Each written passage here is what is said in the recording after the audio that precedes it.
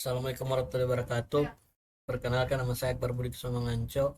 Kali ini saya akan mempresentasikan hasil kajian saya yaitu perbaikan tanah secara fisik dan kimiawi dengan metode stabilisasi kapur.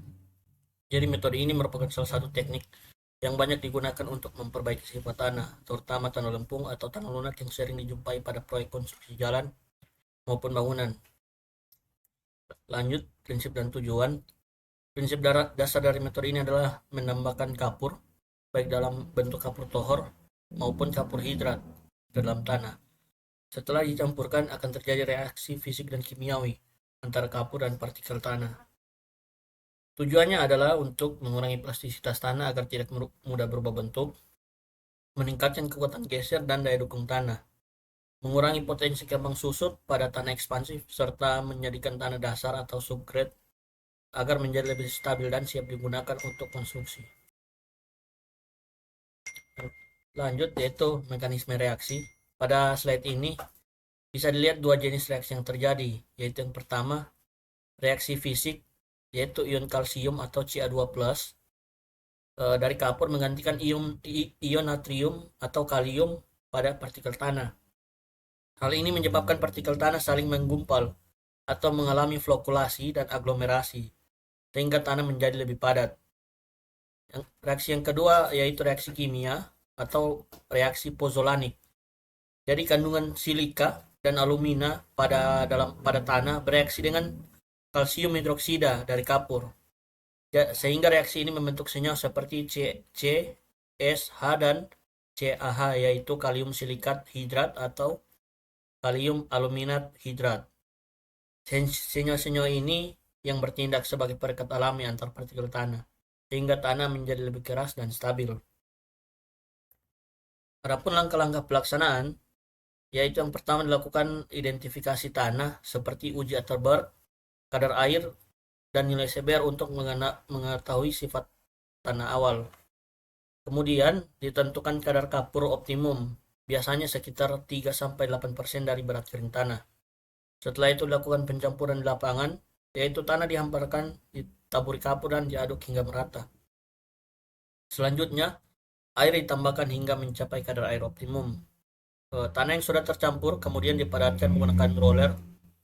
Dan yang terakhir, dilakukan curing, yaitu proses perawatan selama 7 hingga 24 hari agar reaksi pozolanik berlangsung sempurna. Proses ini cukup sederhana, namun hasilnya sangat signifikan terhadap peningkatan kekuatan tanah. Lanjut, studi kasus yang terjadi di Indonesia yaitu salah satunya yang dilakukan pada proyek jalan Trengguli batas Kabupaten Demak Kudus di Jawa Tengah. Kondisi tanah di lokasi tersebut tergolong lempung lunak dengan nilai SPT NSPT antara 0 sampai 6 dan CBR di bawah 3%. Pada penelitian oleh Rangkuti dan kawan-kawan pada tahun 2024 dari Institut Teknologi 10 November, dilakukan penambahan kapur sebanyak 6% dari barat tanah kering. Hasilnya menunjukkan peningkatan nilai CBR menjadi lebih dari 8%, plastisitas tanah menurun, dan kuat tekan tanah meningkat signifikan. Jadi kesimpulannya, metode stabilisasi kapur ini cukup efektif digunakan memperkuat subgrade jalan di atas tanah lunak.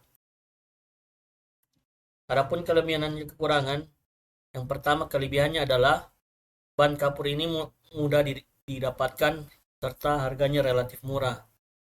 Yang kedua, reaksi stabilisasi cepat dan hasilnya permanen. Yang ketiga, sangat efektif untuk tanah lempung dengan plastisitas tinggi. Sementara kekurangannya adalah yang pertama tidak cocok untuk tanah pasir atau tanah dengan kandungan organik tinggi. Yang kedua, membutuhkan waktu curing yang cukup lama sebelum konstruksi dapat dilanjutkan, serta dapat meningkatkan pH tanah hingga di atas 12, sehingga perlu perhatian terhadap dampak lingkungan.